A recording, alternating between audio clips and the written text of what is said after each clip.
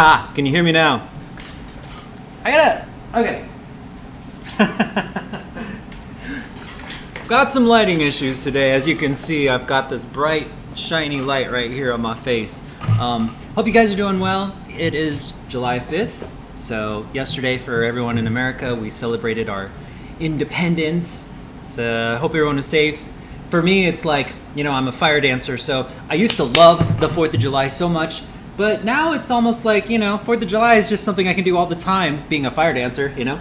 So it's not nearly as cool as it used to be. Sometimes it gives me ideas for shows, though, watching the different kinds of cool fireworks that people do, and gives me cool ideas. But yesterday for me was pretty chill. I hope you guys all had a really, really great 4th. Happy 4th. Hope everyone's getting through COVID all right, too. Can't believe we're still doing this. Probably gonna do this for a while, it seems like. Today is a live stream, and so the goal of this is that you guys can ask me questions. I generally answer questions on YouTube more than I do on Facebook. There's not a lot of action that usually happens on Facebook, but if you do ask me a question, I can get to it. It may just be a little bit later. I'm always watching the YouTube one just because it's the most active ones. Want to give a few shout outs. First, huge shout out to Dark Monk. They make my training chucks as well as almost all of my fire gear. Today, I thought it'd be kind of fun to practice with different kinds of nunchucks. And I want to talk about how to transition between chucks as well as how to gather speed with different chucks, because I think sometimes people don't have the right idea for what it really takes to have a good fast flow and what the pitfalls are to it. And when I describe this, just about anyone could get speedy, like faster with their chuck routines, but the amount of control that it takes as it goes faster goes way up. So there's this nice balance that we can talk about. And also wanted to see, let's see here. Oh yeah, well, let me know how you guys are doing. If you have any videos, feel free to send me a link. Try not to send me a file. I generally don't. Generally getting a file is kind of, I'm gonna tell you guys this right now. Someone had actually sent me a link to a file, right? I said, hey, can you check out my video? And they sent me a link, and it took me to this thing that looked like Facebook, but the web page was definitely not Facebook. It looked like Facebook. So I just was curious, and I just typed in some random name just to see if it would accept me, and some random password, and it did, and it threw pop-ups everywhere. But luckily I had everything protected already, and it closed out. But I was like, it actually happened. Someone actually tried to send me some sort of virus. Someone was trying to steal my Facebook credentials, asking if I could take a look at their video. So with that said, if you send me a link to a video, please just, I'll do it if it's from YouTube or some sort of video site that I know. But if you send me just some shady link, I probably will not respond or answer, because I've already had this issue happen. And it's kind of too bad that this has to happen. Even I'm not sure why someone would even want to like do that, but yeah, everyone's different. But yeah, if you want me to take a look, like I said, we have a whole hour to an hour and a half, usually about an hour. I can answer whatever questions y'all want to know. It can be anything. Could be about flow, could be about performance, could be about video games. I just finished The Last of Us 2. Amazing. Mostly it's about flow though. I'm gonna give some shout outs to people online right now. Excuse me. I want to say hello to Laura and Anthony. Welcome, man. It's always good to see you. And Ike Flow, awesome. And oh no, I remember you told me how to pronounce this and I already forgot. But Heole Koa.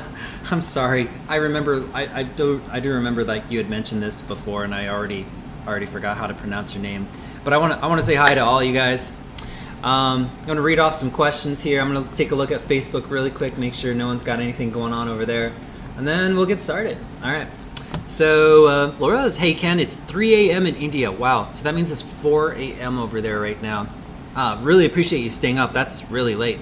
Anthony says it's Haulikoa. Haulikoa. Okay. My apologies. I'm kind of like an absent-minded professor, so I remember a lot of things, and then I forget a lot of things too. It just like bounces off the brain. Anthony, it's 22:21 p.m. Over here, it's just 5 o'clock, so that's crazy. I feel like it's really bright. Let me see if I can Well, I suppose if I stand back, it's not nearly as bad, so that's true. It's whatever. Anthony says, it's that time of week to unleash your inner ninja. I'm gonna switch you over to TV. I know I'm watching. Awesome. I'm eating some kimchi flavored wontons. Please excuse me, I've been rushing all day and I haven't had a chance to eat yet. And I love kimchi and I love wontons. All right. First question from Anthony. What's your favorite type of movies, Ken? Do you like the alien films? I do. I really like aliens. Aliens, I should say. I like the 80s version of aliens films. Generally, I'm not a huge fan of aliens overall, just because I never found it to be that scary. The kinds of movies that I like love animes. Like, I like psychological thrillers like Death Note, and Steins Gate was really cool too. Attack on Titan, you know. I like that dark, gritty kind of stuff. It's just the same with the video games I like to play too. I like RPGs, or I like dark, gritty games like Last of Us 2 was pretty dark. So those are the kinds of movies I like to watch. To be honest, I don't really watch a whole lot of movies though. I mostly play video games when I need to decompress from when I'm just working all day. So Laura asks, can you please tell me how to deal with planes in camera and how to perform in front of a camera? Sure. So that's a big subject to talk about. Give me just a second here. Excuse me, I'm in my lounging clothes today too. I'm gonna go ahead and just grab these oak chucks for a second. So let's go ahead and go up here. I'm gonna show you a couple of rules that you can do to help your nunchucks look better. So when you're actually performing in front of a camera, let me see if I can move this over too. When you're performing in front of a camera, one thing you want to think about when you're talking about planes, that is a really obsessively bright light. There we go. You have to imagine where your camera is. So my camera is right here. Boom, I can point to it, right? So as I stand backwards and I move over here, I want to be straight in front of the camera, dead center, which obviously is more like this. But the way that the camera is facing me, I have to imagine left and right. I want to be very parallel. Like when I walk along the plane, I want to make sure that I'm very parallel. So wherever this camera is facing is also, I want to make like a plus sign or a cross, okay? So it's like this. So you generally, when you perform, you don't move forward and backwards nearly as much as you're going to move side to side in a straight line. Like I said, from here, I generally find this is a good distance. The closer you are with your chucks, the better it's going to look for all your intricate moves. So you want to kind of be close enough. You don't want to be back here. Let me show you an example. If I'm sitting back here and I have chucks and I'm doing something intricate, watch how it looks. Right? But if I stand up close, all of a sudden, you have this different effect. That's because the different, like the spacing front and back, you change your techniques depending on where you are in space. When you go side to side, you don't have to worry about changing your technique so much as long as you stay in front of the camera. So again, you're gonna make wherever the camera is, go parallel, boom. You can even just take some tape and make a line across from left to right.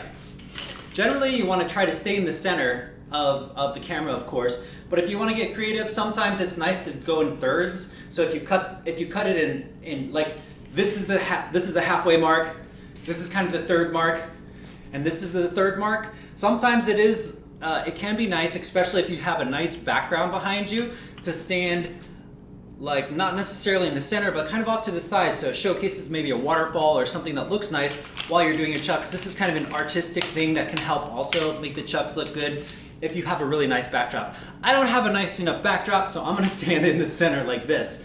As I get closer, a nice trick is, as you get closer, you want the chucks to be closer to the camera, and this is where you can do the finer moves, like finger moves, or if you do the wheel, people can see it a lot easier. But if I stand in far back, this doesn't work anymore, because I can go like this. It does not have the same effect as if I was standing up here and I did this. So the trick is, as you get closer, the smaller moves look better. And as we get further back, the bigger moves look better. So as we move backwards here, what I want from back here is more body motion. So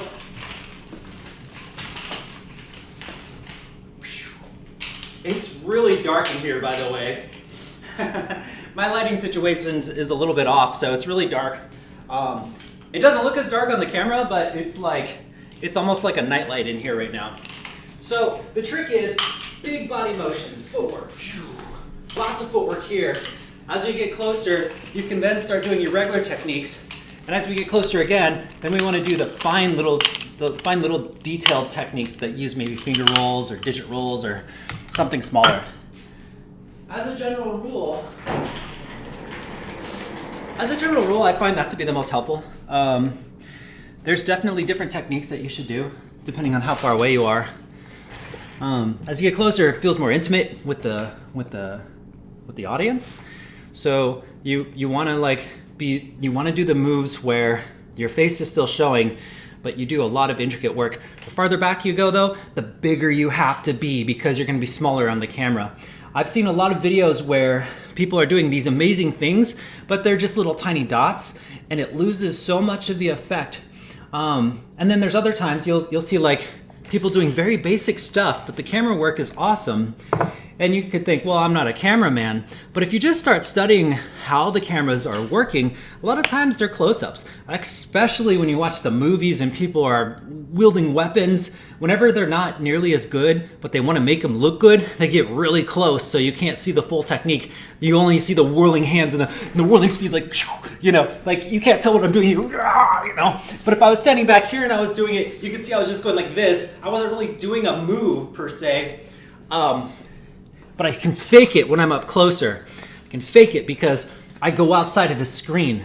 Now, of course, that's kind of how you can showcase, as you go backwards, you can showcase how good you are or your understanding of stuff. But sometimes it's just nice to get up close and personal. So don't be afraid.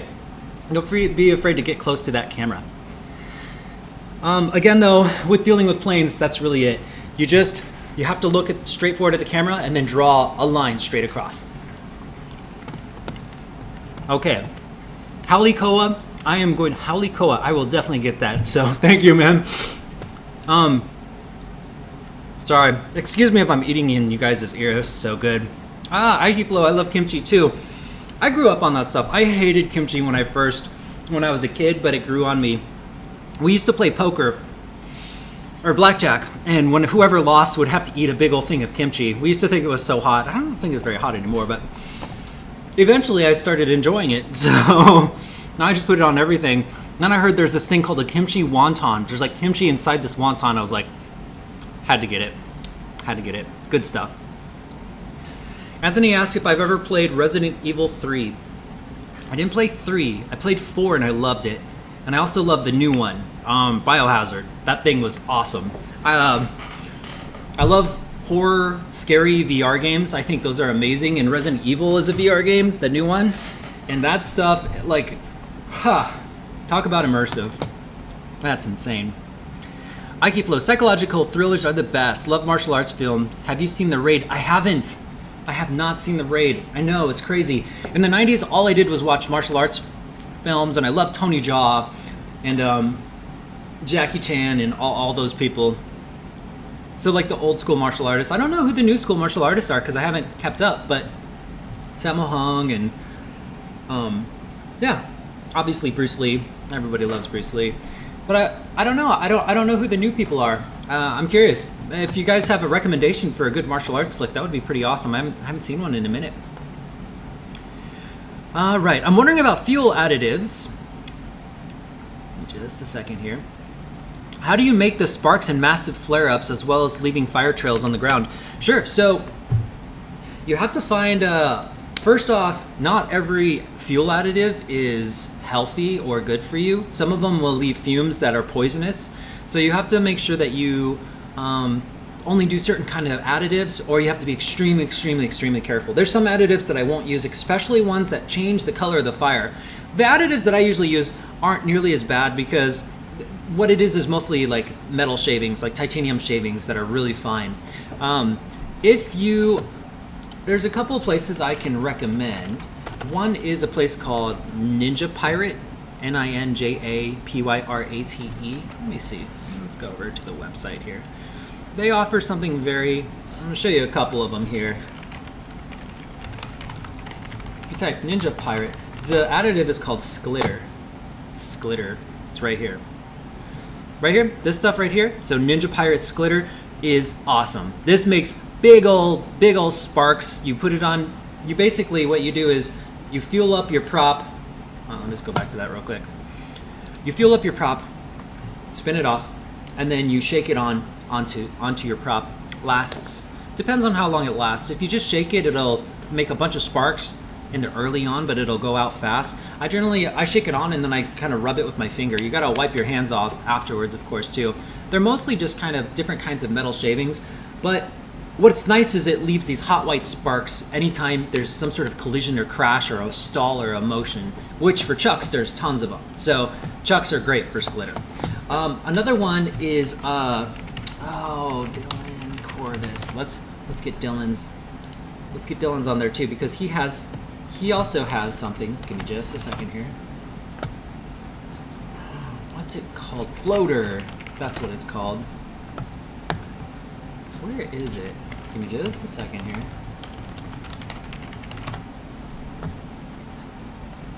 Huh. I can't find it now. Give me just a second here. Let's go back here to the website. So Etsy is the place where you can find it. Dylan Corvus. I wonder if he took his Etsy page down. That's too bad. Let's go to my Facebook page and see if we can find him on here. Give me just a second here. Yeah, Dylan Corvus Oliver is another one that makes this stuff. Give me a second. He makes whips and fire parasols and yeah. I'm not seeing his additives, but Corvus Creations and Company, you might be able to contact him, and he has his own additives too, which are pretty cool. Might need to reach out to him though. I'm not sure exactly. Last time I got a big old thing of that too, and it was pretty cool. Outside of that, you have to be kind of careful because some of the additives require a pyrotechnics license. Like, they're just too much. So there's definitely a fine line between how awesome you can make it. But I would say it's Sklitter, or if Dylan has his things, that would definitely be one of the first places I would go to. Ray, hey, how's it going, Ray? Good to see you. Nocturnal Oblivion says, what's a good starting point? Just got my first chucks. A great starting point for your first chucks is, I have a lot of videos, right? My problem is especially in the beginning, I talk a lot, like, so expect a bit of talking. I think it's called Badass Nunchucks for Beginners or something. Let me see. Yeah? No? There it is. This one right here. Learn to spin nunchucks for beginners. Creative weapon nunchaku tricks and techniques. It's 5 years ago. It's an hour and 45 minutes long. It's a long video. This is the one though. This is the one that is, yes, get the all-new Hyundai Sonata as well, by the way. This is the one that I feel like is a great start because it goes over the very basics. Now this video is like 10 years old. Like I said, working on the encyclopedia, taking a while. I think everything needs to be refined because I think we could be pushing out techniques so much faster, as well as combos and whatnot. But that's gonna be the one. Learn to spin nunchucks for beginners. It's an hour and 45 minutes long. It's kind of a long one, but it's a great start because, especially like for my videos, you can pick and choose random videos and learn a bunch of random things, but the beginner, the foundations are pretty much all the same. There's just certain techniques that's really good to learn to start with, and I feel like the beginner nunchuck series covers a lot of the foundations. So once you watch that, it doesn't matter so much what videos you watch afterwards because everyone has different strengths. Some people are going to get really good at throws, some are going to do contact moves. You can explore, but the foundations are almost all the same, and understanding those foundations I think are going to be really important. So learn to spin nunchucks for beginners. That's a good one. Ikeflow, good tips. Where do you usually look when performing for a camera or audience? Where do I look like in terms of direction? So it depends. Okay, let's first go with an audience. I generally don't look at the audience's faces unless I want to get an applause. So I will. It just depends. Like sometimes I'll look to the side. I'll look to the side when I want it to feel like this is no sweat. You know, I want to give the persona like, I got this kind of thing. It almost feels like more nonchalant but badass, you know? But if it's a family-friendly event, I don't do that as much, but what I will do, I may look at my chucks or I may look above their head, right? The reason for that is whenever I do a nice trick like whoosh, grab, catch, then I'll make the eye contact and even a smile and I'll hold the pause. I'll pause in some sort of stance, and that gives them permission to clap for me. Now, if I'm staring at them the whole time, it'll creep them out. Not only will it creep them out, but you lose the chance to get the applause. So make eye contact when you want them to clap for you, or if you want to be exciting, you can do it that way. Or if you want to invite them in, for instance, especially if I see a kid, I'll get low and make eye contact with the kid and do really cool techniques in front of them, like, you know, and may just have a little smile, and it's very inviting for a kid to see that. Where sometimes adults can do that, and sometimes they feel a little awkward. So it's usually easier to do that towards kids. I'm not talking about fire chucks, obviously. I'm not going to stand in front of a kid with a fire chuck, but generally speaking, as you make eye contact, it makes it personal. So you only do it in small amounts so that you don't make them uncomfortable. If you're doing a show where there's a big stage, you almost always look over their heads. When you're on a big stage and there's fireworks and explosions, or you're doing this fire dance, looking over their head will create like this otherworldly appearance. So what you really need to do is make it look like you're coming in from the sky or some other world, right? So you need to be big, and the way to be big is to make sure that your chest is up and you're just focused high above. You know, better to be high. Don't be looking down too much, because it'll show kind of a lack of confidence. You'll be up real high looking down, or if you make eye contact when you're on the stage, it can kind of backfire a little bit in terms of the energy. It kind of sinks inward instead of spreads outward. So whenever I'm on a stage, I look above heads. When I'm in the street, or if I'm like even, I try to make eye contact when I want to get an applause. Otherwise, I just kind of blur my eyes to a degree. Like I'm looking at the chucks, I'm looking kind of in people's directions, but I never try to make eye contact until I'm ready for that clap.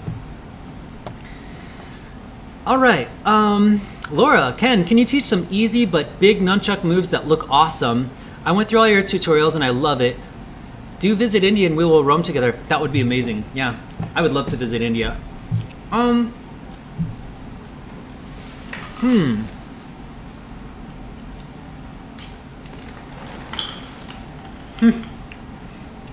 Just lounging today, man.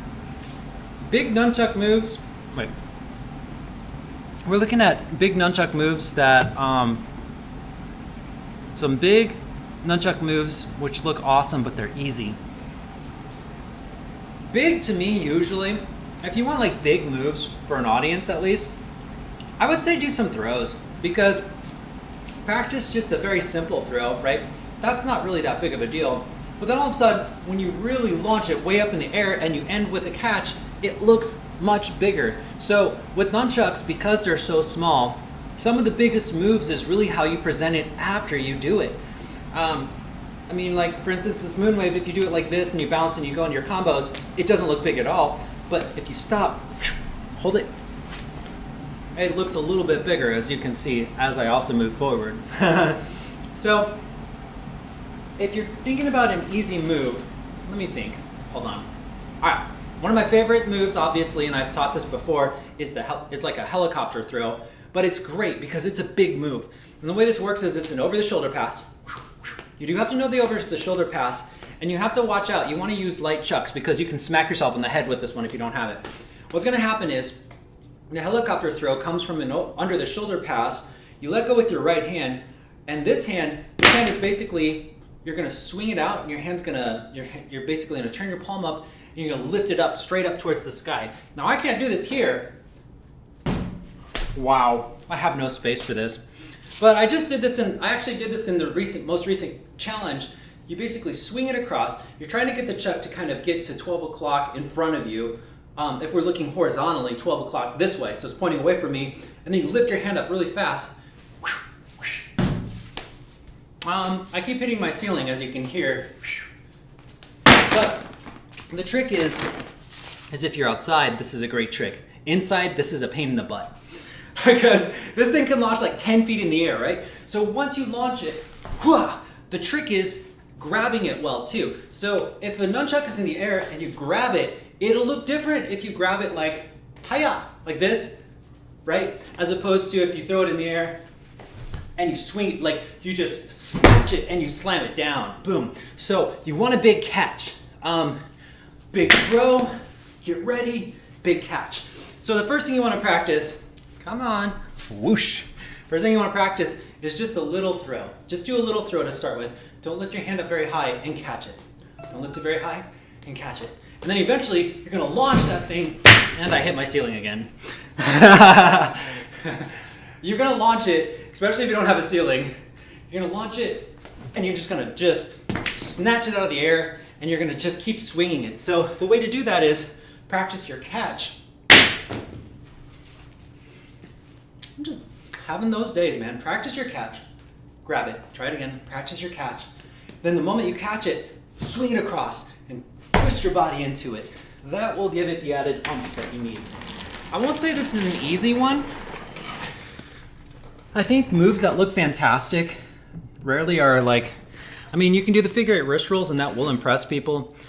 But when you want like a big move, you have to be big and you have to snap it into some sort of big, like your ending has to punch too. So it's really important, in my opinion, to think about not only the technique, but how are you ending it and how did you start it? Mostly how are you ending it though, because if you end it in a weak stance, if you do a great move and you end it in a weak stance, it won't nearly look as powerful. It'd be just like if you did this awesome move, but you're off balance and you look like you're gonna fall over. It looks different than if you stop in this solid stance. So it's really important. It's really important to get that together. Let's see. Anthony says, En Bach is good films. Yes, yes, yes. The Protector, I think, was one that I really liked. I think one of my favorite, though, was Jet Li Fist of Legend. Oh, that was so good. Splitter is titanium powder, so you can get additives that change flame color. It's more than just titanium powder, if I remember right there. There's a couple other additives within Splitter, too. Definitely recommend The Raid. Iko Uwais is in several other films. He's pretty much the Indonesian Tony Jaa. I don't know that guy. Cool. All right. Nocturnal. Thanks. I'll definitely watch it. Yeah. No. Enjoy. It's a long video, but it'll definitely give you what you need to do. Everything like that you need to know on Nunchucks is on YouTube for sure in terms of freestyle chucking. And then every Sunday, as you get better, just stop by and ask me questions, and I can help you with that. Let's see. Hey, do you add some kind of oil to transfer flames to the ground? I use Blazer white gas, but it doesn't leave the kind of trails I've seen you make on the ground. So, let me think about this. I just use white gas, but if we're talking about like where I'm swinging the chucks and I leave this long trail of fire, the reason for that is just because I have big wicks on the chucks. Really. If you dip your chucks, and this is for everyone, this is more for the professional side of things because we're talking about fire dancing. So if you don't do fire dancing, this is not something to start with. This is more advanced topics. If you're interested in fire dancing, look for a local fire dance troupe, talk to them, get fire safety, and try it out. Okay, with that said, if you get a chuck, you get big wicks, and you soak the nunchuck as long as you possibly can. And then the moment you pull it out, you're gonna hold it, obviously you're gonna hold the chuck sideways because if you hold it up, all the fuel will run down your hand. But you don't spin off. You're gonna have all this fuel, just massive heaps of fuel. And then what you do is get far away from the fueling station, of course, and you light it up and it's just dripping with fuel and you will have the most that you can possibly have. If you don't have enough flames, either your wick might be old or you just don't have enough wick. That's really it. Or the way that you transfer it onto the ground, maybe there's a better way to do it. When I do the fuel transfer to the ground, let's see here. When I do the fuel transfer to the ground, I'm swinging it. It's almost like a V. It's almost like it makes this flick, like boom, boom. So there's this very snap motion that happens. Oops. There's a snapping motion that happens with the chucks. Boom. So it comes down and it's almost like my wrist twists. And that's gonna flick off a lot of fuel. So it's not just a swing down, but there's a snap that happens that throws out a lot of fuel too. And that may be what you need to do. And then I generally flick it like 3 or 4 times. It's not just one flick, but it's multiple flicks to get the most amount of fuel. You can also do that with a staff too. If you have a staff that's loaded with fuel, you can do a rotor, you can do like a rotor pass, like this kind of a rotor pass, which will drop the fuel on the ground, and then you can just slam the staff on the ground and it'll make this line of fire that just goes sideways, and it looks fantastic. But again, you need big wicks. You need a lot of fuel to make that work. All right, Vladimir, thanks for recommending that video of Ken. I had the same question. Perfect, good. Yeah, get the basics down, and then if you have any questions, send me an email, ken.flowtricks@gmail.com, and I'd be more than happy to answer your questions. Before I continue, I just want to say again, I hope you guys are loving this. Nunchucks is my life. Flow arts, circus arts has been my life for 7 years now. I've been teaching for almost 10 though, but I've been taking this seriously as a career for 7 years. So with COVID, I was a performer. Now I'm just kind of teaching online. But if you like what you see and you would like to support Flowtricks or just help during this COVID epidemic, right below here is a place where you can drop a tip for a tip jar if you appreciate it. That's paypal.me/Flowtricks. Or my Patreon page has over 100 exclusive videos, as well as we do Zoom classes on the Flowtricks Pro page every Thursday at 7. People will show me, like I'll live stream and watch their training and give them advice and give them tips as well. So if you do like it, just keep in mind that I do have other levels and ways to support it, so I can just keep passing the nunchuck love. If you like it, awesome. If you can do it, that'd be fantastic. If you can't, that's okay too. I understand. These are crazy times we're in. I'm still going to be teaching regardless and helping. So just wanted to pitch that out. All right, next question. Halikoa, right? Says, I'd like to get it figured out with my rope dart. I want to trace circles around myself. The rope dart is a little bit harder, like if you make a circle of fire, because it's so wide. It's so wide that by the time it reaches the end, it doesn't have enough fuel to go through it. You might be able to get away with it if your rope dart was like the size of a bucket. But it works with poi because you have two flames coming on each side, and it's usually not as long. You might be able to get away with your rope dart if you hold it closer and make a smaller circle, but just the amount of fuel it takes for a rope dart to trace a circle is usually quite a bit. I've thought about other options, like especially if you're performing, how cool it would be to have like special atmospheric things set up, like like half tubes full of, not full of fuel, but full of Kevlar that you can circle around yourself. So you could like light a piece, and then all of a sudden this huge animated design comes to fire, whatever you want it to be. Like, you could use metal tubes, half tubes, and put Kevlar in there. The tubes would protect the ground from getting burned, and the Kevlar would be inside of it. And maybe you draw it in a picture of a crow or something, and then if you drop it, this flaming crow appears. I mean, there's different ways to make it happen. I think it would take a lot of work, but there are ways to make it epic, even if you're not able to do the spin-off. I think it just takes a little bit more pre-planning on that end, and I think that would be really amazing, because I don't think I've seen that yet.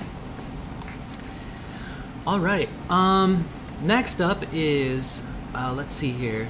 Anthony says, what kind of charcoal powder do you use on your poi? That was awesome. Oh yeah, thanks. I order it from this very special supplier that he only works with companies. So I have a performing arts company in Omaha, and so it's really hard. I mean, what it is it's finely ground charcoal to the point where it's almost dust. Let me see if I can show you guys what we're talking about here. Instagram. So let's go ahead and go over back to the website really quick, and I'll show you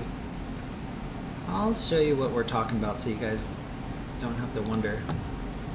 Give me just a moment here.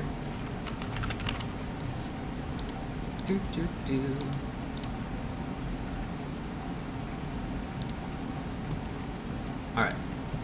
So it's this. This is charcoal powder.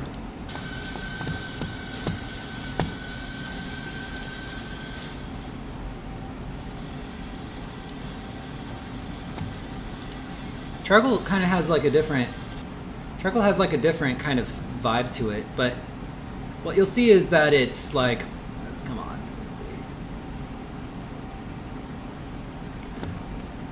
It kind of has like a firefly-like effect where it's following behind you. It's a really cool thing.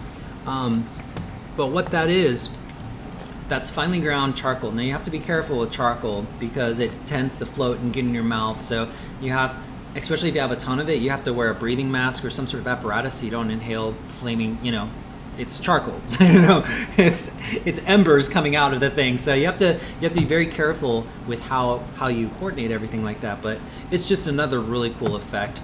I'm not sure where you can order it unless you're like with like I said, where I get it is from a company that only deals with companies where you have to buy it in bulk. But if you're trying to get that on your own, I'm sure you can find a way. I know that there's YouTube videos on how to make it. It's just a time-consuming process. But look up Devil's Popcorn. Yeah, look up Devil's Popcorn. That would be a good one. All right. Laura says, thanks, Ken. Love you. Good night. It's 5 a.m. Oh, man. Yeah. Get some good sleep. Thank you for staying up so late to watch. That's awesome. All right. Oh, I got lots of hearts. Kang. Welcome. Basam TV. Me, myself, and I. What's the worst you ever hurt yourself, and what are some common body parts that hurt a lot that you should watch out for? I actually wore these because I was going to demonstrate with these chucks. The worst injury that I've ever had with chucks were with foam nunchucks of all places. The second worst injury happens when I was first starting out. I would hit the inside of my bone right here. So like right there, as you go in for a clutch here, if your elbow was slightly off and you cracked it. There's one time that I was going extremely fast. The problem is when you go really fast, these chucks can hurt. And in the old days, I mostly use oak chucks. And I damaged my bone on my elbow, both elbows to be honest, but I cracked my right elbow to the point where I couldn't use it. I couldn't lay on my stomach on my elbows for 4 years because I cracked the bone. Basically, I was doing a photo shoot and I did a clutch. I was going really fast and I did a clutch and I hit the inner bone and my whole hand went numb. But I had to play it off because they were watching. I was getting this photo shoot. So I did it again and I cracked myself in the bone a second time. And at that time my hand just turned on fire and I lost all feeling in my arm. That was probably one of the worst injuries because it's long. So most of my nunchuck injuries are aggravating. Like I didn't ever break a bone per se, but it just left me kind of where I wasn't able to do stuff. Probably the worst injury I had was with foam nunchucks, not these, but just with foam nunchucks, and I was doing this motion here. And what happened was, as it crossed, it scraped a layer off my eye, and and that layer that came off my eye, every night I'd go to bed and I'd wake up the next day, and every time I opened my eye, it would re-tear that layer that got scraped off. So if you could imagine feeling like someone just put their finger in a bunch of salt and poked your eye every morning, that's what I went through for a long time. And it was all just because a foam nunchuck scraped a layer of the top layer of my eye off, and it could never heal. Because every time I went to bed, it would re-tear, and that happened for years. Years. It actually probably stopped being a nuisance last year, and it's been like 5 years. But once in a while, I still get issues with that eye. Like it's still like, even this morning, I woke up and I felt it scrape a little bit, but it just never tears like it used to. In the old days, it would tear and my eye would be bloodshot red, and for an hour it wouldn't stop watering and it would hurt sorely, it would hurt, and all because it was a foam nunchuck. Mind blown. That was probably the worst injury though. Haven't had any terrible injuries to be honest, but that one was really annoying. I gotta admit, that one really sucks. All right, Thanks, I'll keep experimenting. Good. If you know Kali, Eskrima versus Arnis, it would be easier to learn Nunchaku, in my opinion. No, I agree, yeah. No, Kali is fantastic. Also, the way that Kali derives speed is very similar to nunchucks as well. Actually, that was something I wanted to talk about, was how to be faster with nunchucks, and I'll explain that once we get through all the questions. I just haven't gone through all the questions yet. Nocturnal says, I'm hyped on this video, bro. Keep it up. Can't wait to get good. Dude, you will get great. Just do it every day. That's all I can say. Even if you don't watch videos, explore and figure it out on your own. Or we also have a Flowtricks page. So if you have a Facebook account and you look up official Flowtricks group, you can join the group, and we're posting videos. We're hyping each other up. You know, we're keeping in touch. I've been a lot more busy lately. I haven't always been on that group, but I try to peer in from time to time and offer support. But you definitely just, the most important thing, in my opinion, is that you do it every day. Even just 5 minutes, like brushing your teeth. If you just do it every day, you will get good. It's hands down. Like, we have some great nunchuck spinners on that page for sure. All right. Let's see here. I thought about setting up targets to light. Your picture design is a good one. I'll work on it and send videos. That would be amazing. I'd love to see that. I think, I think, I don't know, it's probably from that movie, The Crow, you know, when Brandon Lee lights the ground and this big crow appears. It can be replicated. I know it can be replicated. It just requires a little bit of fabrication, metal fabrication, or some sort of creative use. I also thought maybe there's got to be, like, maybe there's another way outside of using metal pipes. I just figured the metal pipe would be the best with the Kevlar inside of it. But there might be a better alternative for that too, in terms of being able to make designs out of fire. But when it comes to performance, I just can't think of anything more awesome than, like, let's say it's a crow, you know, you're in the middle of your performance, you're spinning your fire, you stop for a second, the music just kicks in, you know, the beat kicks in, poof, you light it up, and this huge image just blazes on fire, and you're spinning again. Like, epic. CH Riser says, 21 says, can I recorded myself and watched it and then compared to your video and saw something strange? I look a little stiff. What did I miss? Likely you might be stiff. That's definitely a thing. So Bruce Lee said, what? I fear not the man that practiced 10,000 kicks once, but one kick 10,000 times. There's something to be said about repetition. So maybe with your technique, your muscles are working harder than they need to. And it takes time to work and figure out what exactly needs to happen. But in all truth, eventually everything starts off big. And this is with any skill that a person learns. For instance, when I learned steer wheel, or when you try to learn how to stand on your hands, or when you learn skateboarding, or any of it, when a beginner first starts, and I'm not saying you're a beginner, but this is just, we're starting off from the bigger and we're gonna get down. When a beginner first starts, the number one thing they do is they do too much. So it's like there's this sensitivity to get everything just right, and it's a very, very thin line. And when a beginner starts, they go all the way to the other side, where they're usually working too hard. And that's usually why they're always sore, and they always get more injuries, because they work so hard. They'll swing too hard at certain spots where they don't need to. The whole goal is to cut away all the excess.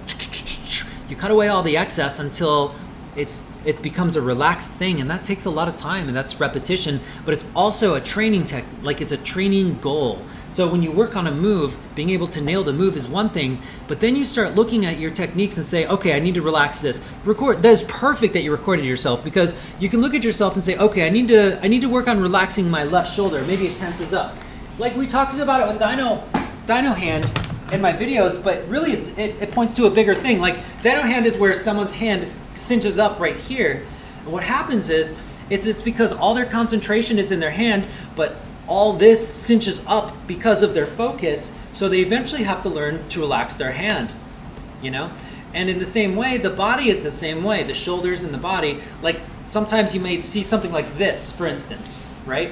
And what's happening here is my shoulders are pushing down. And because my shoulders are pushing down, it's no longer, like, look at that. Look at the difference between that and then just not being able to use my shoulders at all. So now I am free to move however I like. I feel more comfortable.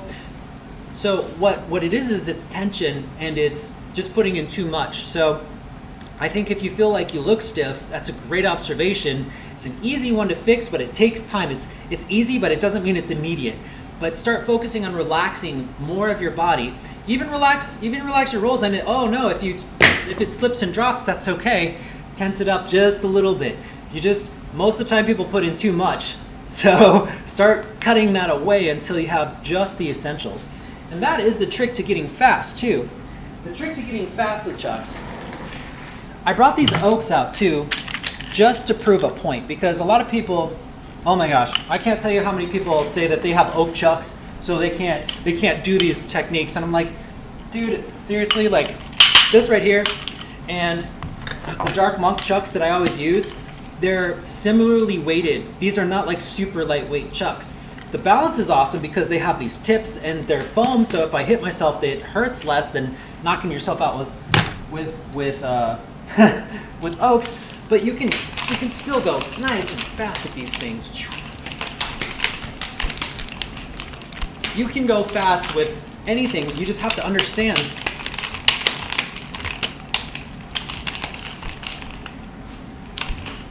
You just have to understand how it works.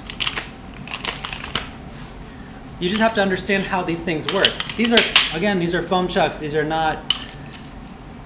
So instead of blaming, and this is not you guys, I'm just saying this to my YouTube audience, don't blame your chucks. You can make it work regardless of what you got.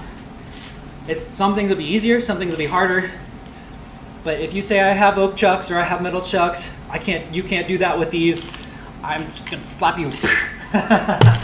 What it really is, it's about understanding the dynamics of your chuck. When I move from chuck to chuck, the hardest part that I have is the balance point, trying to recenter the way that the chucks balance. And that's usually when I fumble and drop things, because even a slightly longer rope to me is a huge deal. Now here's the thing, and this is kind of crazy. Back in the old days, it was not as huge of a deal for me to have longer ropes or shorter ropes. I could actually accommodate easier than I can now. And the reason for that is because as you know how I talk about how everything gets smaller and smaller as you train more with it, that can actually work against you to some degree. So some advanced people, and you probably know people that are like, I only use this kind of chuck. And the reason for that is because they fine-tune it. They fine-tune the balance and the way that they spin so much to the point where they need it to be a very specific way. Now, this is one reason why I say that you should practice multiple different kinds of chucks, because if you do practice with only one chuck, you'll fine-tune it to that one particular style. With the balance point here, with the weight at the ends, and then if you pick up another chuck, you'll fumble a lot more. And I think it's really important to understand that dynamic, because like I said, yeah, when you get better at things, everything just keeps getting more fine-tuned and more fine-tuned. And this is also the secret to getting fast, and I'm going to explain something so you understand it. First, we've already talked about how you cut away everything down until you have the bare minimums. That is the number one rule to starting off fast. The next thing you realize, when you're at the bare minimums, what happens is, like if I'm to do a throw, maybe when I first start, I use my whole arm and the throw happens, right? But eventually what happens is, I just use a very small flick. It's very subtle and it looks like this. It's that motion. But since my hand is in the perfect spot for the balance point, and because I know exactly where the rotation is, I only have to exert this much as opposed to this much energy to make it fly in the air. But the problem is, because I'm so used to doing this much energy exertion, if my hand is not on the balance point just right, it's gonna fumble, it's gonna fly off. Which means that if you get pretty good at something, it can also work against you when you pick up something new, because you have to know exactly where the center line is with your chucks, and you have to know exactly where you need to grip. So having to grip on a different chuck and do that very subtle motion changes a ton. So when you only know a little bit, or when you're starting out medium, you might actually do better than someone, I don't want to say better, but you may have less of a struggle, you may fumble less than someone that's fine-tuned it way precise. But when they have their one specific chuck, they will rock it out. But then when they grab something else, they could struggle with it again, because for them, they need to have it down to the last centimeter sometimes, down to the last inch, like just very fine-tuned. So in that way, And this is kind of, I guess this is more advanced talk, but in that way, if you're an advanced spinner or someone that's learning good, make sure you work with different chucks and learn how to have a generalized spinning technique as well as a very specific spinning technique depending on your chucks.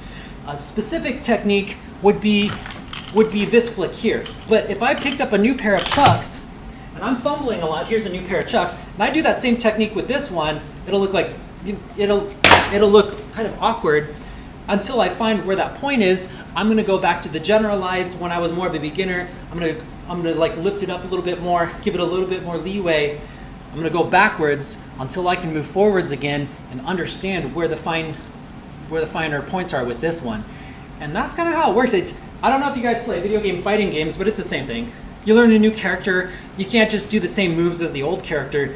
You have to like learn the combos, you know, and then you also have to learn the timing of it and all that jazz. And it's kind of the same thing with the chucks too. So just keep that in mind. That's also, like I said, the best way to get fast is minimal motion. In the end, it's going to be when you can do this kind of motion to create a lot.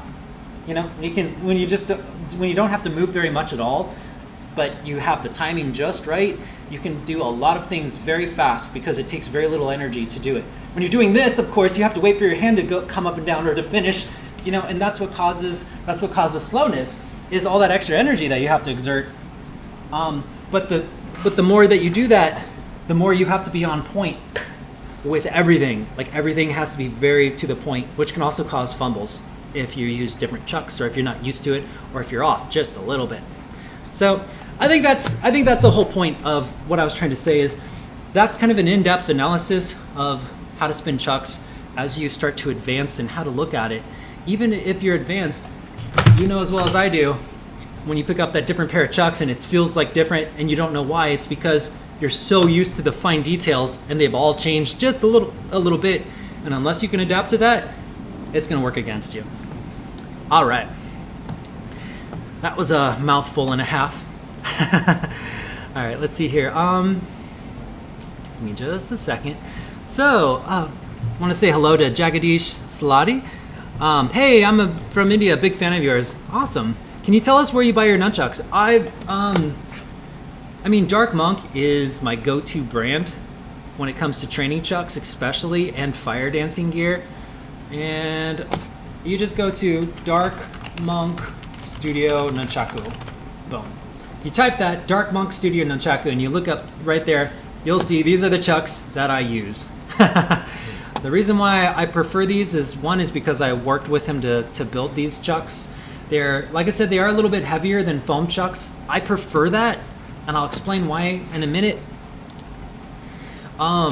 If you don't have access to Dark Monk Studio chucks, I mean, you can use any chuck works. That's what I was talking about earlier. Any chuck works. The reason why I like these simply is because they have like the foam part of it. It's soft, you know. You also have ways where your hand can slide into certain grips, and you know exactly where that grip is. So we have a near grip, and as I'm spinning the chucks, I can just open my hand to slide it into like a middle grip, or open it up to slide into a far grip, as you can see. And that just happens because I can just open up my hand and the chuck will slide into the space where it needs to be. I really like that. And the weighted ends are very similar to fire nunchucks, as well as this weight. It's very similar to fire nunchucks. So as a performer, when I practice with this, remember how I said the fine details is huge?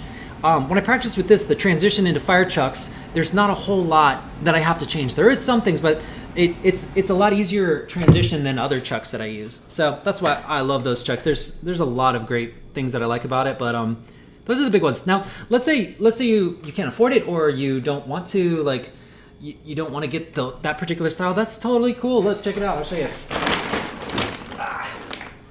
I have just a bunch of random chucks with me. Here's some heavy ones that have balls at the end. These are nice and heavy, different feel. These can be good for contact-y. Obviously, we have the oak chucks, which I was demonstrating earlier. You have speed chucks, which are very, very small roped. Now, this is kind of crazy because when you do your hand rolls, you have to do your hand rolls really low. These are really difficult for me to use because I don't train with it. But as you can see, the balance point is way, like the balance of the chuck is way here. Like my grip mostly goes to here, and as it rolls, it ends here. I personally find these to be kind of toothpicky, kind of small. But one nice thing is, as you can see, the way that they clasp and the way that it collapses is really sweet. And when you do doubles, the ability to stall, like the ability to stall the chuck, let me go up here, is really, really good. So the ability to control and do poi-like motions with this, man, this is so light, is really good. The only thing I don't like is I can't do my rope manipulations because they're too small. But some people swear by these, and when you do throws, they are fantastic. Because if you think about it, the longer your rope is, the more you have to be careful about your throws because it can wobble more. With a very small rope, you get good throws, good stalls, and good control, good clasps. It's been a minute. You know, you can just open and close it. But they're not my favorites because I personally love moon waves and sun waves and finger rolls, and I mean, you can't really get away with this type of thing, you know? Or what was that one? This kind of thing is very difficult, if not impossible to some degree, to get with those kinds of chucks. Oh, here's a really interesting one too. Someone was showing me this one, and I don't know. I have just played with it, you know. I've really just played with this thing, but it's like a triple chuck, you know. And I feel like if I had a different balance, this is just an old prototype chuck that someone gave me, and I think it's pretty fun to use, but it's just a little too much for me. But I still got that. I mean, you could use these too. So, but I guess every single one of these has a different personality, but they all are fine. They all work. You just have to figure out, like, what's interesting about this one is it's so lightweight that I feel like I'm gonna have to, it's so lightweight that my grip may go all the way back here before I do a throw, because I feel the balance, you never want to be on it or in front of the balance point of a chuck, or it'll wobble and you won't have control of the throw. I guess what I'm trying to show you is my nunchuck collection. This is also another great one that I really like. This one is similar to the speed chuck, except for it's slightly longer. So it's super light, it's just PVC, and you can build this kind of a nunchuck. You can get really fast motions with this one. You can go a lot faster than you can with oak. However, if you are going blindingly fast, this can still do some damage. And then of course you have your foam nunchucks too, typical foamies. When you do foam nunchucks, really good for like hyper style and stuff like that, you know. Really good for hyper style just because the bounces don't hurt. You don't really have to learn the techniques for the bounces with something like that. The techniques that I'm talking about is how to pad it so it doesn't injure you. But it's always good to know if you ever do pick up some heavier ones. You have options, tons of options. So when you ask for my recommendation, Dark Monk for sure, but play with all of them. I guess that's really the big thing that I wanted to say. Let's see. All right, I'm gonna keep going here. I've got a lot of, this is pretty cool though. It's been an hour and I've been answering questions the whole time, which is good. This is actually the way I like to do it. A couple weeks ago, I didn't have enough questions, so I had to cut the video early, but this one, I love it. We've got lots of good questions today. Nocturnal says, glad someone asked the injury question. Yeah, so that's why I'm so big on foam nunchucks, and you'll see me talk about that a lot, because I don't want you guys to get injured like I did, because some people, because so many people are practicing nunchucks, I've got 50,000 subscribers, someone's gonna get hurt worse than me, and so I have to think, if someone's gonna get hurt worse than me, because that's just, ratio, eventually the odds are someone's gonna get hurt worse. So we need to make it as safe as possible for that person that does get hurt. So I'm always gonna say foam nunchucks, go with foam, go with the safe ones. But I can say that oak is great too. There's some moves are gonna be better with the heavier chucks, but again, you just wanna make sure you're safe, that's all. So you don't get those big injuries. All right, let's see. So Nocturnal says, last question, what's a good place to purchase different types of chucks? I mean, there's a lot of places you can go. I don't know if Amazon does or not, but Century Martial Arts is another one. Look up martial arts places. They'll have lots of different styles of chucks. I've gone through tons. I've gone through metal ones, rubber ones, graphite ones, wood ones, foam ones, all different kinds, fire ones. But just look it up online, man. There's so many places. Like I said, Century is a good place. There's Got a lot of traditional martial arts types of nunchucks. If you're looking more for more contemporary, Dark Monk is a great choice too. Dark Monk's my personal favorite, of course, but my end goal always is to take what I know and turn it into a fire dancing thing. Because to me, that's how I made my money before COVID hit. That's how I was making a living, was performing. Let's see here. Can you? Let's see. Different. Okay, so hell yeah, love The Crow. Seriously epic. Yeah, that was a great movie. I can't believe that was made so long ago now. Like, that was a long time ago. Time just flies. Jagadish says, can you give me one of your chucks, please? Because I don't find any chucks like your chucks. They are awesome. Which you are using now. They're really awesome, sir. You know, I wish I could. I only have a limited amount, and they were given to me as a gift by Dark Monk, you know? So I'm not sure if I can give away those chucks, but I could probably see if we could have some sort of competition where someone could win those chucks and we can give them up that way. I feel like that would be a good way to. Plus, it would get people involved. I might do something like that. That might work good. But yeah, these were gifted to me, so I'm not able to give away those chucks. Me, myself, and I. Thank you. That's really unfortunate with your elbow and eye. I hope you feel better now. Yeah, it was a big learning lesson for sure. Yeah, I feel a lot better now, but it did take years, half a decade probably for both of them. So. Jagadish, Dark Monk's chucks are awesome. Where can I find them, sir? Yeah, so if you go to Google and you just type Dark Monk Studio Nunchucks, you'll find it, or Studio Nunchaku. You'll definitely find them there. Nocturno, I gotta say the oak chucks sound tight. Oak chucks are really cool. I love them. I do want to recommend something. You probably seen. Can't talk today. Probably seen me wear it already, and I just threw it off for some reason or another. But whenever I use heavy chucks, I don't get anything from this, by the way. This is just me. These are called hex pads, and you can get them off Amazon for like $30. And they basically go over your elbows like this, and then if you have a heavy chuck, like oak chucks, it will save you a lot of bone damage. So hex pads are really good. I've had this one for almost like 5 years. Probably needs to be some replacement. But basically they're just tiny foam pads that absorb, you might be able to see it, they absorb impact. So instead of hitting your bone, these things get hit first. These little hexagonal foam pads get hit first, absorb much of the damage, so you only get hit very lightly. Very good for the elbows. Very good. I like using them when I do the heavier chucks, just in case. Especially because, like I was telling you before, I'm so used to other chucks now, and I do such subtle motions that it does work against me in that way. Let's see here. CH Riser says, I exercise every day, even when I shower, sleep, and watch TV every day. Maybe a little more effort, and I can be like you, sir. I mean, yeah. I mean, for me, it's just like something. It's just a part of life, you know. And I actually don't train as much as I used to because I'm working on so many other things. So my goal is to teach you guys to get better than me. I think it's definitely possible, and it's already happened. Like, I've already seen some people that trained under me go light years above where I was, which I think is fantastic. My goal is to teach the next generation, and then we just keep these fires spread, you know. We just keep spreading that, because for me, nunchucks is just such an awesome way to like express yourself. Aikiflow, it's like in martial arts, if you get used to training just with one person, you can struggle with others because you won't know how they move. That's absolutely true.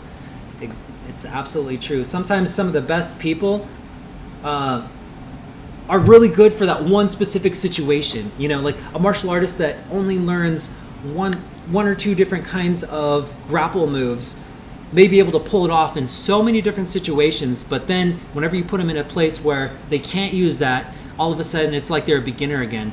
You know, it's kind of like that. Obviously it's not to that extreme, but with nunchucks it can be similar. If you only use one different kind of you only use one kind of chuck and that's all you use, and you don't practice learning any other way, then the moment you pick up another pair, you're gonna definitely like get a wake-up call with the difficulty of it. And most people generally go back to their old chucks when actually it should be the opposite. If you find a challenge in it, you got to figure out why. Because if you think about it, if you really think about it, if you pick up a different pair of chucks and it's difficult, that's your challenge to grow. So yeah, take the call, do it. pick up a crappy pair of chucks, make some nunchucks out of magazines, and see how well you can spin. And if it's hard, figure out why. Figure out what you need to do to overcome it. It's that kind of overcoming that'll help you with all the harder techniques anyways with the chucks. So it's an attitude thing for sure. All right, Dutch Flying Nunchucks, welcome. Hey Ken, I ordered the dark nunchucks 2 weeks ago. Hope to receive them this week. Awesome, yeah, congrats. Congrats, I know a lot of people that love them. I got to get used to the shorter cord than the long chucks I use now. Yeah, the cord is interesting for me too, because even 1 inch cord can make a huge difference in the way that we spin. But again, like I was saying, a lot of this will help the adaptability side too. Like even my dark monk chucks, I have 3 different pairs, and we were playing around with sides. Actually, I have like 5 pairs of dark monks, but they were all like prototypes from different, as we were working and fine tuning it. And some of them are like an inch difference, and it makes all the difference when I'm doing my throws. Like even having an extra inch of rope, I have to adjust my hand differently with one pair than another. I can't treat them the same. So in the same way though, it's good though, because instead of getting used to holding it in a certain position, you get used to feeling the balance point and adjusting to the actual nature of the chuck that you're using. In my eyes, that's more intuitive. Dutch says, I got rather big hands. If it's too big, you can always contact Chad. Chad's the dark monk guy. You can always contact him too and talk to him about it. I'm sure there's ways to extend it or to change it up. But yeah, I'd give it a shot. I mean, sometimes what it is if you have a shorter rope, you just have to grab slightly lower on the chuck for it to roll through. And there's also certain techniques that you can do to kind of let it slip less through your hands. Ray, what kind of end caps do you have on the PVC chucks you showed? Let's see, let's grab those PVCs.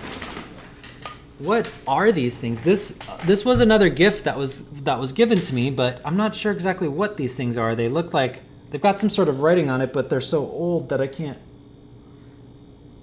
It says laser, L-A-S-E-R, but I don't know what exactly it is. But it looks like some sort of end cap. It looks like a U-shaped end cap that got taped on there. These are fantastic. These can do some damage though, especially with tips like these, because when these things are running at like 100 miles an hour and they smack you, this will not feel good. But at the same time, these are very fast. These are very fast nunchucks. Aikiflow, generally I prefer heavier props and weapons as they relate more towards martial movements. Yeah, I could see that. I could see that. Thing about heavier and lighter nunchucks is when you have heavier chucks, once they get in motion, you can keep it in motion faster. And I'm saying heavy like these things are heavy. These are not that heavy. But once you get a motion, you basically just guide the motion to keep it going, and you can have this nice high speed motion. I keep saying motion.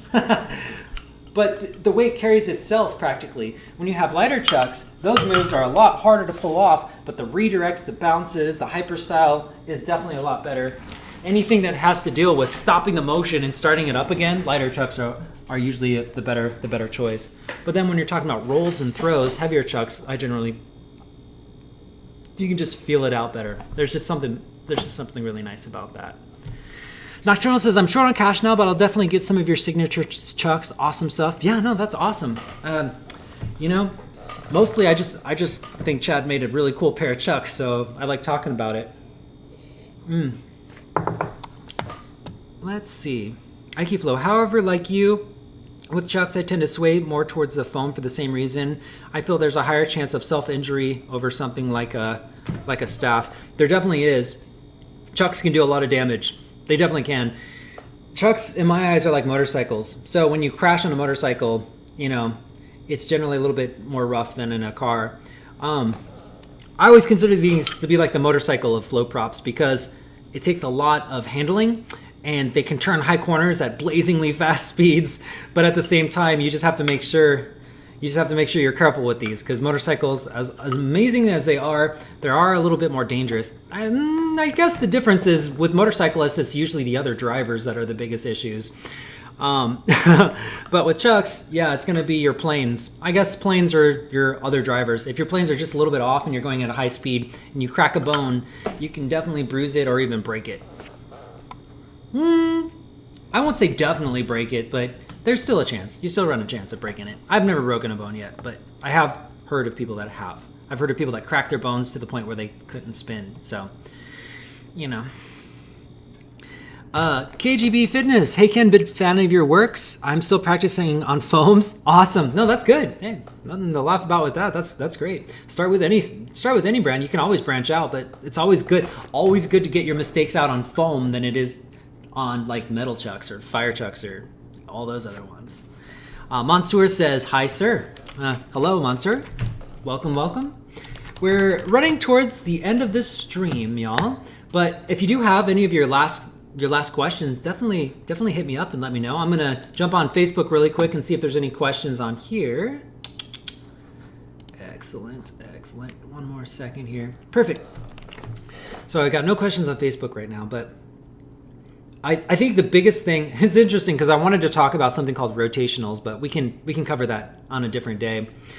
The biggest thing I think I want to take from this lesson or from this live stream is the importance of understanding the dynamics of your chuck outside of the techniques. Just being able to look at a pair of chucks and to say, okay, this is what we need. This is the balance point right here. This is very important. So when I do throws with this particular chuck, it will probably be right here. And if I need to do a lot of control, it will be here. And if I need to do certain passes or if I need extra power, it will be here. And understanding where your hands need to be and practicing switching off from that before you even start spinning, just so you understand the difference between that one and this one, which is a totally different chuck. This balance point is here. May look a little similar, but the fact is, this is a tapered chuck, meaning that it's more baseball bat style. Like it's a little bit wider at the tip, not by much, but that's gonna change as opposed to a chuck that's flat like this. So this is gonna have a different feel, even if the balance points are in similar areas.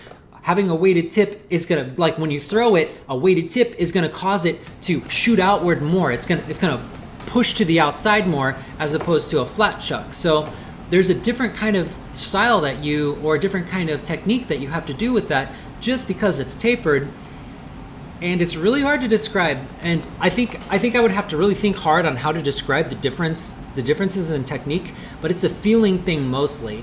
It's a release time and a feeling thing.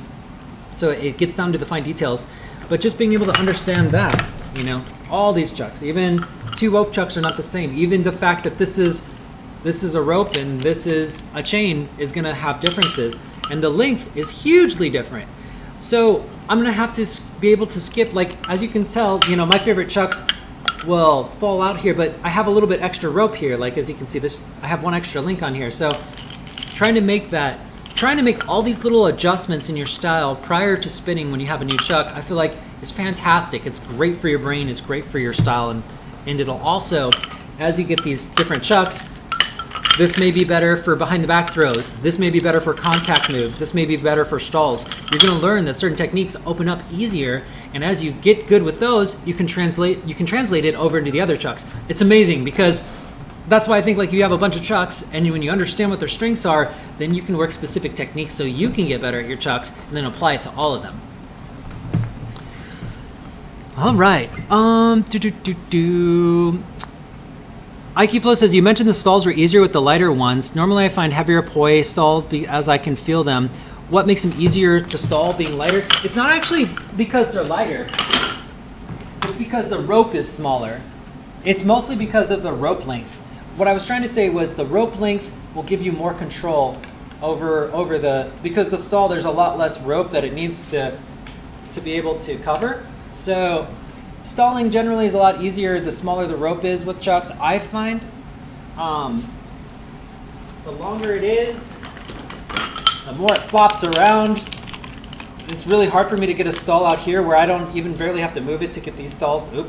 I have to feel this because this is a really tight one, but I can't even get stalls to work at that range with this chuck here because it's just too long. Like I really have to like isolate it and really turn into it to really get a good stall from here, and it's really difficult. I can't get it more to the outside because then I can capture this length can always be like taut, like firm. But with this one, it only takes this much distance for it to be firm, so I have a lot more control. Generally, I don't like light chucks. They're really hard. Like they look great when you're trying to be fast and stuff, but what makes this good for stalls isn't necessarily the weight, but the length of the rope. I generally just think that the shorter it is, the easier it is to get certain moves. Let's see. KGB Fitness says, woodchucks hit me in the head one time. Me too. I did the old clutch. You know, you ever do the clutch, but you grab too close and then this back end just goes clonk and hits you in the back of the head? That's happened a couple times. You got like big old, like softball noggin. Jensen says, what's your favorite Bruce Lee movie? Probably Game of Death. I thought it was fantastic. I mean, that fight scene, yeah, everyone knows the fight scene with Kareem Abdul-Jabbar, but that whole one when he's fighting Dan Inosanto and all that stuff, that's just great.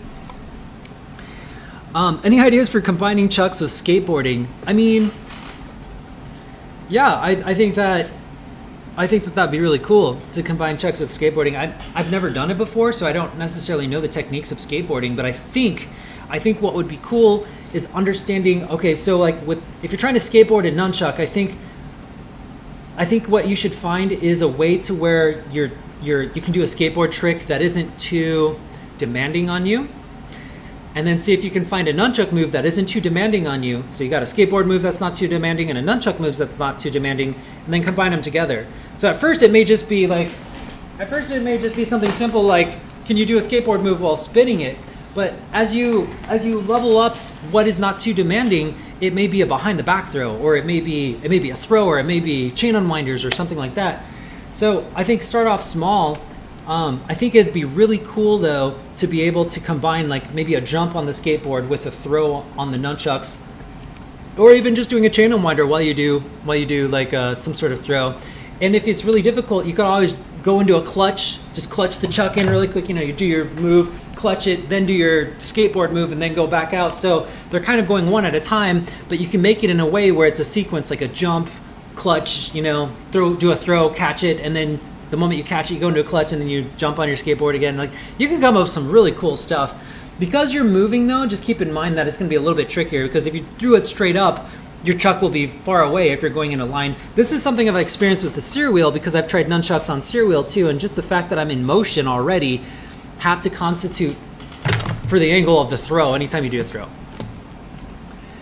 Let's see here. Mansoor says, I'm a big fan of you and I like you so much. Thank you. I appreciate that. Jensen, elbow cough, elbow cough, elbow cough. Great advice. Mansoor, what nunchuck is better for learning a wrist roll? I mean, if you're just learning a wrist roll, any chuck will do, but rope is generally the best. Rope is generally the best because it won't grind against your hand. You want a chuck to be this long. Make a fist. If they fall down, that's a good length. If you can get those two, it doesn't matter what chuck you're using. It doesn't matter so much, just as long as it's not too long. Make a fist. If it's like this, you're good. Try it and see. But don't worry so much about the chuck. As long as the rope's long enough or the chain is long enough to be able to do it, you should be fine. Mansoor says foam, wood, or steel. Generally, I think wood is probably the easiest for learning the wrist roll, but foam is going to be the easiest for making mistakes with the wrist roll. So give or take. I'm just gonna recommend foam for now, but foam or wood. Don't do steel. Steel is there. It's too imbalanced. Like, it's nice, they look pretty, but I would wait to do steel until after you get comfortable. I practice plant medicine and have an idea for helping your eye. I sent you an email with details. Check it out. Oh, thank you. No, that's fantastic. I would love that. What I have is something called what do they call that? Corneal abrasion, recurrent corneal abrasion. That's what it's called. Recurrent corneal abrasion. That's the recurrent, meaning it happens over and over again. Cornea abrasion slash. So it's just basically saying it's a recurrent slash in my eye that happens so much. It's gotten better though, but it's still not perfect. KGB, I want the light chucks. Where can I find those light chucks? Do you mean like the LED light chucks that I use in other videos, or do you mean like lightweight chucks? Light chucks, I would go with, like the LED chucks, I would go with Flow Toys if you're looking for practice chucks for sure. If you're looking for performance, Flow Toys is also a good choice, as well as Ignis. If you're looking for lightweight chucks, like these chucks were made as a gift, but this is just PVC. This is a PVC pipe with fancy stickers and a rope put through it. This is something you could build. I don't necessarily build chucks, but you can see how it works. You get 2 pieces of PVC, you drill holes, and then you wrap it up with whatever reflective tape you want it to be, and you got yourself a chuck. Otherwise, you could also look into martial arts stores and things like that. They should be able to be. Yeah, the lightweight one. Yeah, that was a handmade one for sure. And like I said, it's mostly just a handmade PVC thing. It was pretty cool. But even if you don't want to make your own, I'm sure they sell those on like the Century. Like most martial arts places sell those types of chucks because they're flashy and fancy. Or you can even get any kind of chucks and then just buy special tape, buy the reflective tape and just add it on there. So even if you have a chuck that you like, you don't have to necessarily get rid of it, just add some tape to it. Anyways, I hope you all enjoyed this live stream. It's been awesome talking to you all again. Keep in mind, every Sunday, for the time being, every Sunday at 5 p.m. we'll be back. So if you're training now, or if you don't have questions yet, train this week.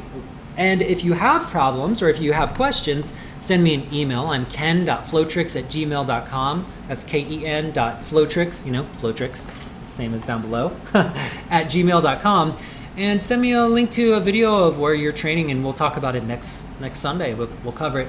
Oh my gosh, and I deeply apologize. There was one more thing. Let's just go ahead and go over it. I did have one person submit me a video, and I wanna cover it because they waited last week and I forgot to do it. So let's go ahead and go over that really quick. Give me just a second here. We're going to add a source. Give me just a second. Yeah, we're gonna make this. We're gonna view this before I go. I don't know if he's here, but I definitely know he's been waiting, so I don't want to lose him. Let's see. There we go. Give me just a second here. All right. This was submitted 2 weeks ago, but I missed it last time. So he asked me to give him some advice as to where to go next. This will be the very last thing that we talk about. So I'm going to go over his video. We can watch it together. And again, if you have a video too, you can submit it to me and we'll take a look at it next week. So here we go. First off, you can see he has dark monks, but I see chain on it. That's really cool. I wonder if he did that, or if he built those, or if they actually came from Chad's and he like had them custom made, or if he did it himself. Good. So he's got the figure 8 wrist rolls. He's got the rips. That's a good combo. I remember that video. He's got the bounce. He's going overhead. Good bounce. He's got the infinites. Nice. That's a good throw. Probably want to lower your grip there. The throw is really good. Just lower your grip a little bit and you won't have to put in so much movement with your arm to do that. It's a very small thing, but you can cover it a little bit faster. I'll show you where that's at. So that was good too. I missed the throw here.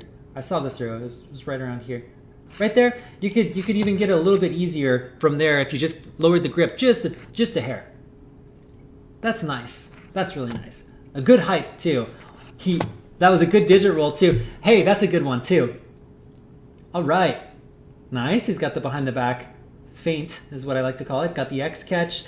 Just want to move your hands just a little bit further apart right there. Do you see how he caught the chain right there? That's just because you can see the hand placement was just a little bit off. It was just a little bit off. Just wait for the chuck to go out a little bit more and then pull the hand a little bit more out to the left. That was really close though. That was really good. Nice. My impressions? That's great. I really like that.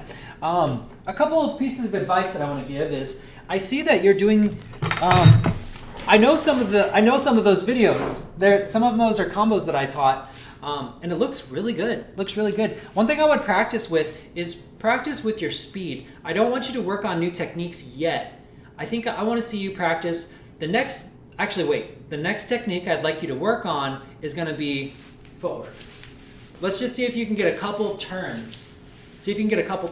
So this one I'm just going counterclockwise. I step this direction. I keep the chucks pointed.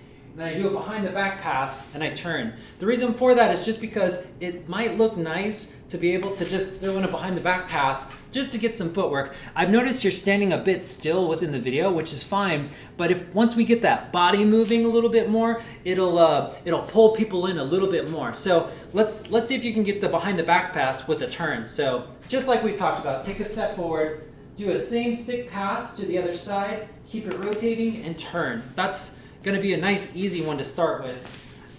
And also, you probably have seen this, but the overhead pass where we exchange hands and we turn and it goes over our head this way, like this. It's really nice to be able to do that because then we can do these figure eight wrist rolls like you were doing and you're doing the rips, but then as we do the figure eight wrist rolls, as we pull downwards, we can do this body turning motion and get back into it. Even just adding a few of these, just having a little bit of body motion will go a long ways. And then another thing I could recommend is just see if you can have moments where you're faster and slower and you drop, yes, of course. Where you go faster and slower and stop and move and stop and move. So I guess what I'm trying to say is play around with your speed as well. None of these are what I want to recommend mostly with that video is really like your techniques are looking great. Let's just add a little bit of, change your speed a little bit more and get a little bit more footwork so we can make it more like dynamic and because it's kind of like if you always spin at the same speed, it's kind of like if you always talk in the same speed and if you move in the same tone of voice, no matter how exciting or whatever you're talking about, it can just kind of become hypnotizing, you know? So add pauses, go faster, go slower, move around a little bit more, take more space than just the center, and you'll find that that you don't even have to learn new techniques to make it more exciting. You just have to work on presenting the old ones a little bit more. I think it's a fantastic video, by the way. You asked me for a critique, and the next thing that I recommend that you focus on is just moving a little bit more. Cover that space a little bit more. It's looking really good. You're doing a lot of techniques. It looks good. All right. I hope you all have a great Sunday. Thanks again for watching. And we'll cover this again next Sunday. So come back Sunday at 5 p.m. Gonna just answer one last group of questions here. I think I see a couple. One, me, myself, and I says good night. You too, have a good night. And Franklin, last question I'll answer. Will there be a demand for a quick release and reassembly Nunchaku system? Someone actually tried to build that a long time ago and it was pretty amazing. But I just don't know. I think we're so niche that it's hard to keep, those kinds of companies are just hard to stay afloat. So anyways, you all have a great Sunday. Again, ken.flowtricks@gmail.com. If you like what you see, this is also a wonderful place where you can drop a donation. You can drop me a tip at paypal.me/flowtricks. How I operate now is off tips and Patreon. And if you also want exclusive videos or if you want more in-depth training, you can go to patreon.com/flowtricks. And yeah, it's just a more personal way to get training done as well as see what goes on behind the scenes.